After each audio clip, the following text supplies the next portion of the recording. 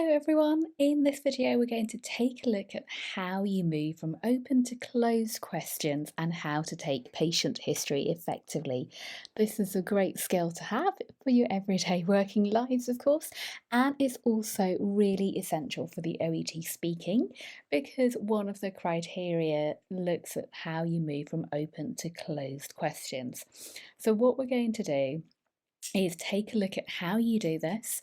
We're going to be listening to a model role play so you can check if you can ask these questions effectively. It's a medicine special, but it's going to be useful for everyone because, as I say, you all need to know how to do this. You all need to know how to move from open to closed questions. So, what we're going to do is take a listen to the model. Then we're going to get you to fill in the gaps so you can do some useful phrase building as well.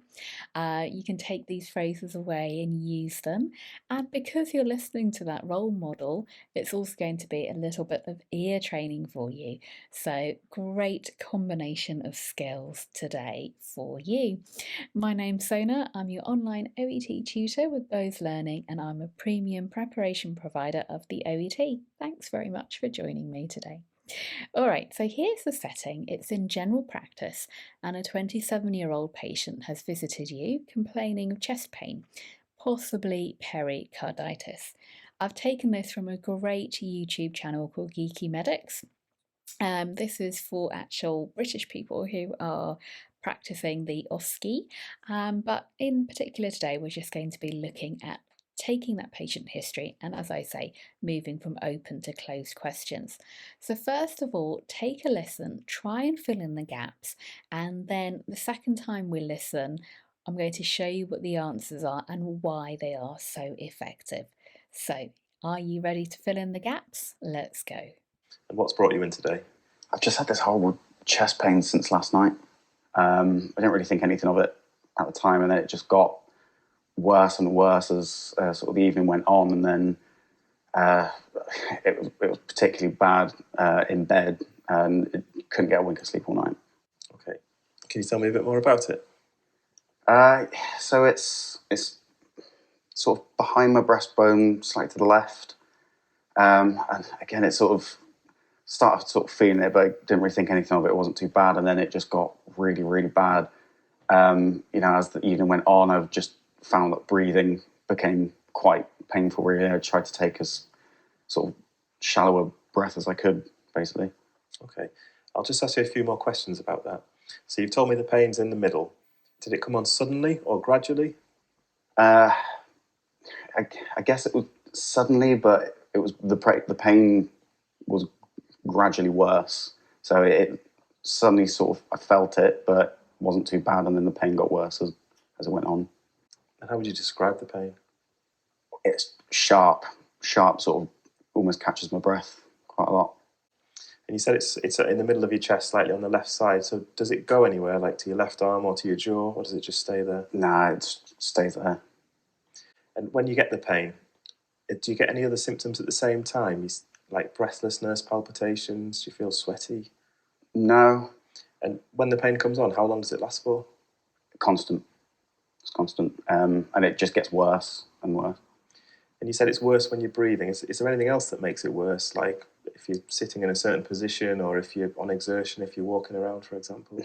Honestly, walking around, sitting down hurts just as much. I did find going to bed, it started hurting a bit more. But, you know. So is it worse when you were lying down? Yeah, I think so.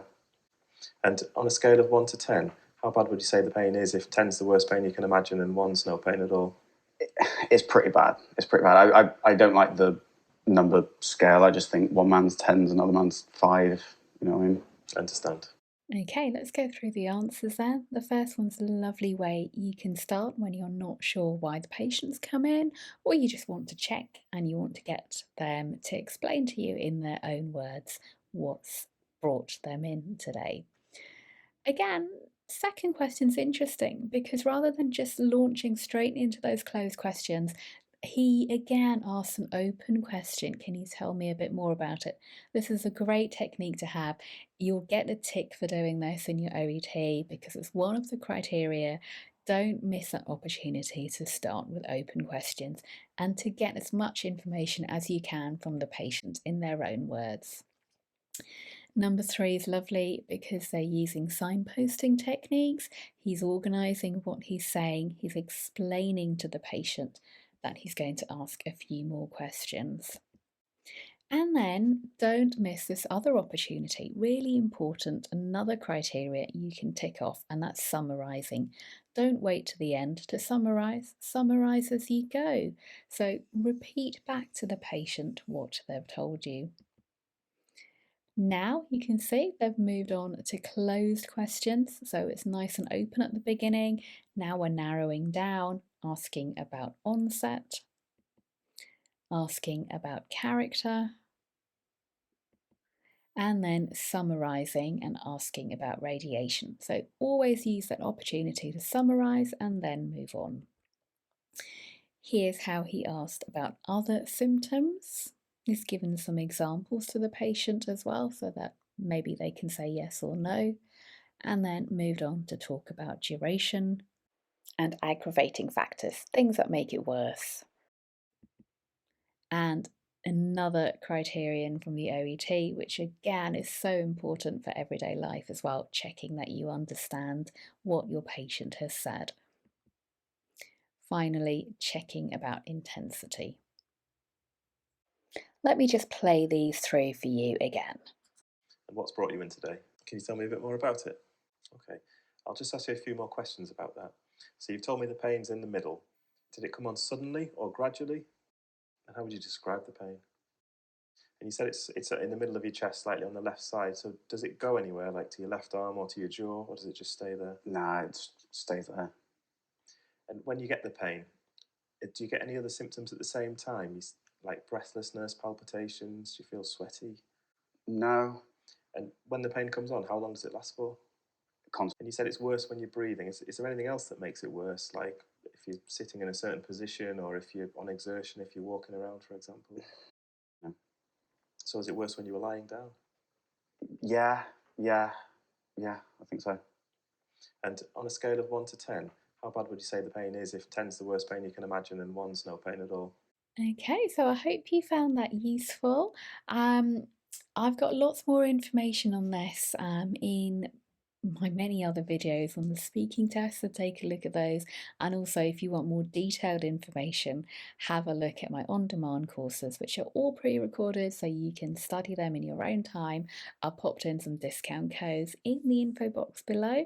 Thanks very much for watching. If you've got questions, feel free to ask. I'll try and get back to you. Just write them in the comments box below. Take care and see you next time. Bye bye.